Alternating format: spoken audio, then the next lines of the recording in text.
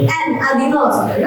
so हामीले यसमा चाहिँ मैले यो सबै किन अहिले लेखेको भन्दाखेरि अब यो या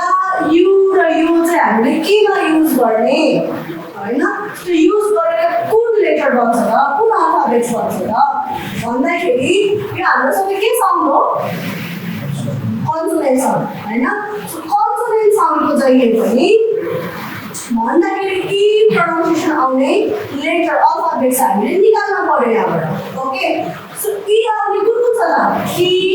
सी ची नि ई र री यति हो कि आयो सी ची नि ई र री अरूमा हाम्रो कुनै पनि ई साउन्ड आउँछ आउँदैन सो ओके अब यो ई साउन्ड आउने कन्सोनेन्ट साउन्डहरुमा चाहिँ हामीले या यु र योको युज गर्नुपर्ने हुन्छ